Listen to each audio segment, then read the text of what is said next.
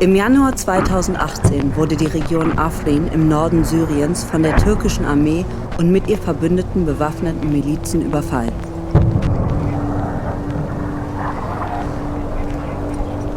Was damals begann, dauert bis heute an. Ein Angriff auf die lokale, überwiegend kurdische Bevölkerung. Folter, Tötungen und willkürliche Verhaftungen sind Alltag. Viele wurden aus ihren Häusern vertrieben. Ihre Lebensgrundlage wurde zerstört. Diese von islamistischen Milizen und der türkischen Armee begangenen Taten sind Völkerrechtsverbrechen. Gemeinsam mit 6 Überlebenden haben das European Center for Constitutional and Human Rights, Syrians for Truth and Justice und ihre Partner Strafanzeige bei der deutschen Bundesanwaltschaft erstattet. Sie fordern Ermittlungen gegen die Täter und legen der Bundesanwaltschaft dafür Beweise vor. Doch um zu verstehen, was geschah, werfen wir einen Blick zurück auf Afrin vor der türkischen Invasion. Im Nordwesten Syriens, entlang der türkischen Grenze, liegt Afrin.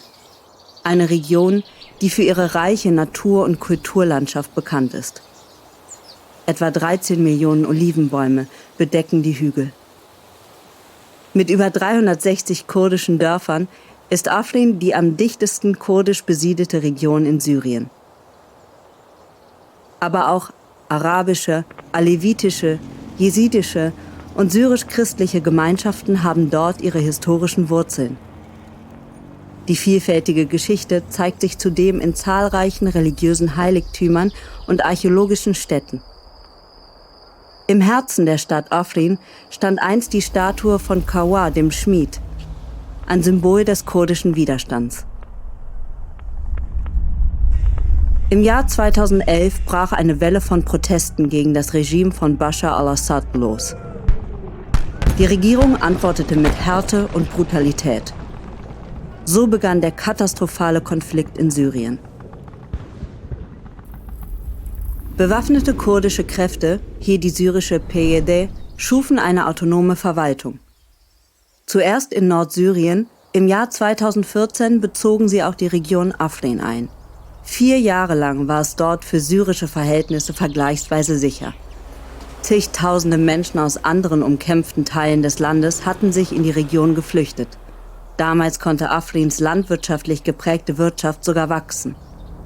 Die Türkei dagegen sah in der PYD eine terroristische Organisation und betrachtete den autonomen kurdischen Korridor entlang ihrer Südgrenze als eine existenzielle Bedrohung, die es zu beseitigen galt. 2018 startete die türkische Militärinvasion Operation Olivenzweig mit dem Ziel, die Kontrolle über Afrin zu erlangen. Sie begann mit umfangreichen Luftangriffen, gefolgt von einer Bodeninvasion. Viele Menschen flohen aus den umliegenden Dörfern, um in der größeren Stadt Afrin Schutz zu suchen. Kulturdenkmäler, darunter die Statue von Kawar, dem Schmied, wurden zerstört, während türkische Flaggen auf den Gebäuden gehisst wurden. Die kurdisch geführte Verwaltung wurde aufgelöst und die mit dem türkischen Militär verbündeten Milizen übernahmen die Herrschaft über Afrin. Seit der Invasion ist in Afrin eine von der Türkei unterstützte Verwaltung eingerichtet worden. Milizen, die mit Wissen und Unterstützung der Türkei weiterhin an der Macht sind, begehen täglich Gräueltaten. ZivilistInnen werden willkürlich verhaftet, gefoltert, vergewaltigt und getötet. Gleichzeitig wird die ortsansässige Bevölkerung durch systematische Plünderungen und Diebstahl vertrieben. Die vor der Invasion Geflüchteten können nicht mehr nach Afrin zurückkehren, weil Milizen die verlassenen Grundstücke besetzten und ihre Namen an die Gebäude schrieben, um Kontrolle zu demonstrieren. Viele Olivenbäume wurden gestohlen, abgeschnitten oder verbrannt.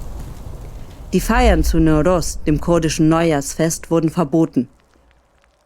Lehrpläne und Straßenschilder, früher in kurdischer Sprache, wurden ins Türkische und Arabische geändert. Der Anteil von KurdInnen an der Bevölkerung, der vor der Invasion gut 90% betrug, hat deutlich abgenommen.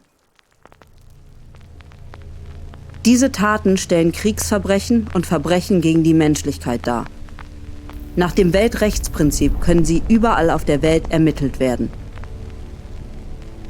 Doch bis heute bleiben die fortgesetzten Gräueltaten in Afrin und das damit einhergehende immense Leid für die Bevölkerung ungestraft. Im Namen der Betroffenen fordern das ECCHR, STJ und ihre Partner den Generalbundesanwalt auf, diese Verbrechen zu untersuchen und die Verantwortlichen zur Rechenschaft zu ziehen.